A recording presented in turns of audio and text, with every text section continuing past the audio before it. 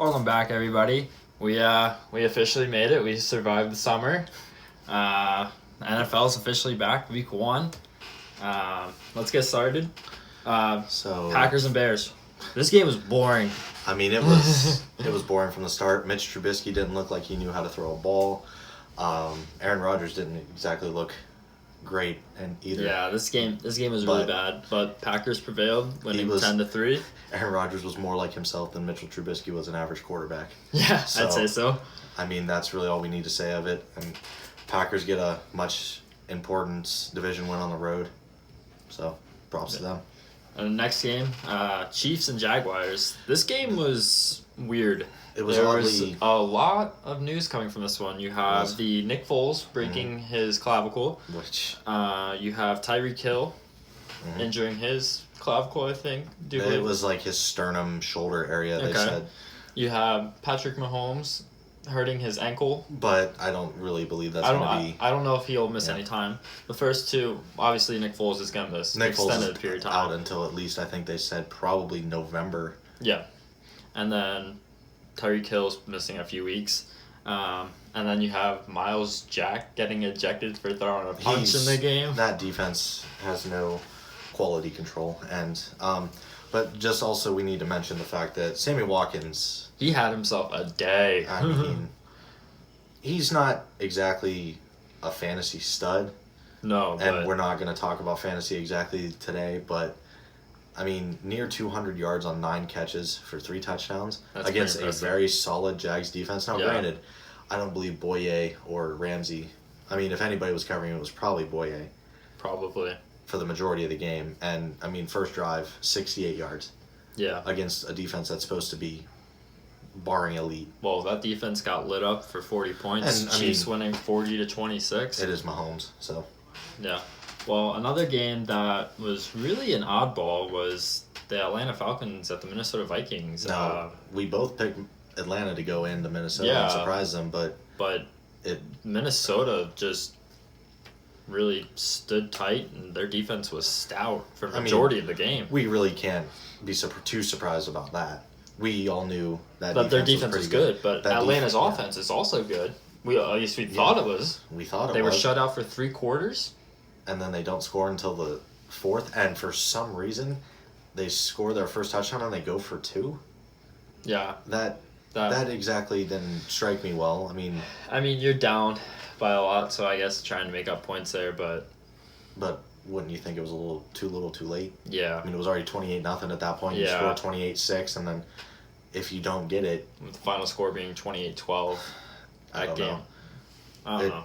Matt Ryan He hasn't looked like his MVP self. Well, another stunning game was the Tennessee Titans at Cleveland Browns. Tennessee whooping butt in this one, winning 43-13. It was in Cleveland. You have all the studs you brought. You had all the hype surrounding you. And they get smacked. I mean, this game was close. It was close until Baker just threw those 3 picks. Crumbled. Yeah. And, I mean, they lose to a, in my opinion, below average quarterback. Yep. Marcus Mariota. No, I mean, did he have himself a day? Oh, I wouldn't really exactly say so. But A.J. Brown looks like a stud pickup. Yeah. And Derrick Henry was, himself kind of. But, yeah, Baker, it was pretty much like, what are you doing? Well, let's move into the next one. What a comeback this next one was. Right. The Buffalo Bills at New York Jets. Now, we both agreed that this was one of the, bad trash games. bowls of the game, of the day. And Bills being down 16-0 at halftime, and coming back. Josh Allen looking completely 17-16. And, I mean, the team's all right. Neither of these teams are going to be really anything. And, I mean, of any of the 3 in that division aside from New England to compete, we thought it was going to be the Jets. Yeah. But they get an early... I mean, I think they still probably will be, but... But an early home division loss. Yeah, that'll sting. Yeah. And the next game, this one was a blowout. I mean, we both predicted they would win. Everybody we didn't think we would win by 7 touchdowns. So... With the Baltimore Ravens at the Miami Dolphins winning 59-10. Lamar Jackson and Marquise Brown having themselves a day and a half. But you played Miami. Yeah, Sorry you played if there's Miami. Any Miami fans, but like, it's gonna be some rough years ahead for you. multiple players requesting trades. Like, yeah, the reports after the game of that. Yikes. Well, and then another game that it was a comeback game. Mm-hmm. Very much so. Washington Redskins at the Philadelphia Eagles. Eagles prevailing 32-27. Redskins held the lead for majority of the game. Yeah, until the third quarter. I mean, they owned the first half. Yeah. Case Keenum started looking like Minnesota Case Keenum. Yeah. And then reality struck in, and average quarterback play against a guy that was paid very wealthily, and Carson Wentz. It took him a half, but he has been injured. Yeah, he has been injured. So he probably was just shaking off that rust. Yeah. So.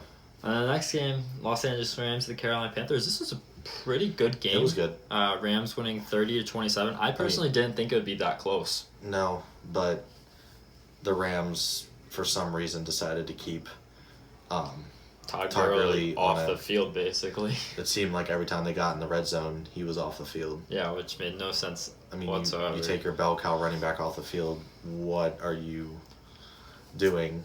And when you have a stud on the other team like Christian McCaffrey, who pretty much brought the Panthers back. Yeah. I mean, he had over 200 all-purpose yards, and that's what he's going to get you on a week-to-week basis. But the Rams won. Not surprised. Yeah, not surprised at all. We both thought, hey, they were going to win, but it was a lot closer of a game. Another game that we kind of were iffy on, Indianapolis Colts, the Los Angeles Chargers. Mm-hmm. Chargers winning 30-24 in OT. The overtime was like surprising. Like, excuse me? But it was pretty much the Chargers game. I mean, they led 17-6 at halftime. And then the Colts, that was all heart. I mean, it wasn't skill, it wasn't anything. That team, after what they went through in the offseason, the unexpected retirement of Andrew Luck, they put it on the field for him, and they just they didn't get a possession in overtime.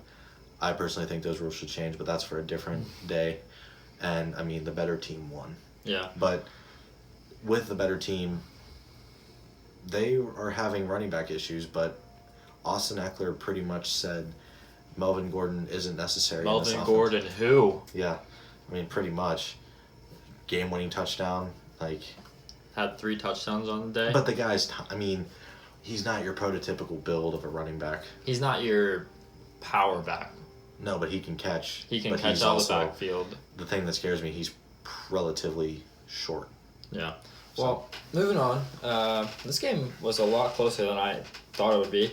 The Cincinnati Bengals at the Seattle Seahawks. Seahawks winning 21-20. That was expected. Maybe it was Zach Taylor's new offense in Cincinnati. But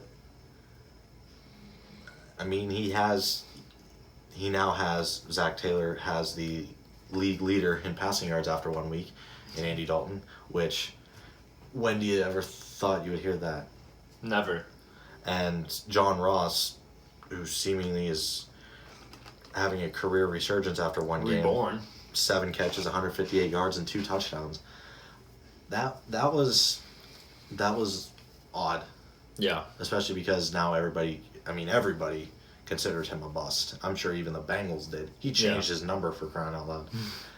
Well, speaking of change and brutal, what should be change in the Giants, the Cowboys, they gained Zeke back. They didn't look like they lost a step. No, they won 35-17. This game wasn't really close ever. And everybody's saying now, is Dak next up to be paid? I mean, he should be, but one game shouldn't decide it. I mean, you got to have more than just one game. Well, the report's saying that Jerry Jones is looking to get a deal done by the end of the week. Yeah, I wish I had pocket change like Jerry Jones. Well, moving on to another pretty crappy game. San Francisco 49ers at Tampa Bay Buccaneers. 49ers winning 31-17. All we really have to say about this game is Jameis Winston is who we thought he was. He is crap. He's not going to win you games. I I mean, I'm not saying Jimmy G's a whole step ahead of him, but I mean, are we really surprised the 49ers won this game? I mean, the only thing that was the highlight for me in this game was Quan Alexander getting ejected. Against his former team, hitting his former quarterback. So, I mean, rules are rules. Well, another pretty weird game. Detroit Lions and Arizona Cardinals tied 27 apiece. I don't even really want to talk about it. I mean, Kyler almost had his first career comeback, but he played good. I mean, he looked different than he did in the preseason, but he looked different than the first half of that game. He still looks lost a little bit, and I'm slightly concerned, but I think he'll get it together. They're not going to do anything this year, so this tie was pretty much a win for them. Yeah. Well, moving on to the Sunday night matchup, Pittsburgh Steelers at the New England Patriots. Patriots winning 33-3. It was a complete throttle. Pittsburgh wasn't ready, and for everybody that thinks, the Steelers aren't going to be anything without Juju. The Patriots own the Steelers. This isn't nothing new. I knew it whenever I picked the Steelers because I'm a homer. I wasn't even upset, really. I mean, I was during the game, but I can't say I'm surprised. Brady owns the Steelers in New England. It didn't look like the Patriots lost a step from their defensive performance in the Super Bowl. Especially without one of their better linebackers in Kyle Van Noy, who, congrats to him, having his first child. Well, moving on to a very, very exciting game. Game of the week. The Houston Texans and the New Orleans Saints. Saints winning 30-28 off of a long field goal. This wasn't a Drew Brees game. He basically got outplayed by Deshaun Watson for majority of the game in New Orleans, and luckily for them, somehow they had Will Lutz. I mean, Deshaun Watson looks like a great quarterback. He's going to be a problem for years to come. How far was that field goal? 58. It was pretty long. But wow, congrats to him, man. Well, moving on to the game, I'm proud to say that I picked this game right. Broncos at the Raiders. Raiders winning 24-16. I mean, pretty much all in all, they did right in picking Josh Jacobs. The other two picks and the other two first Jonathan Abram looked good. Yeah, but he also injured his own guy. Yeah. Praying for Gary and Conley that he's okay. But Joe Flacco is nothing. Mediocre. Denver, you need to switch to Drew Lock as soon as possible. So that was it for week 1. I mean, all in all, pretty good week. All in all, pretty good week. We didn't go perfect. No. Picks wise, but you have a 2-game lead on me now because of New England and Oakland. But that's week 1 in the books. There's really nothing much else to say. Nothing really stood out. Nope. Nobody that had a great game except for really Sammy Watkins and John Ross really surprised me at all. But if I can say anything from right now, it's that the Jags are done, and there's no hope in Miami. Yeah. So, I mean, speedy recovery for Nick Foles, but they're already done. Well, in the next one, we're going to be doing our week 2 predictions. So, like and subscribe. And stay tuned for that. See you guys next time.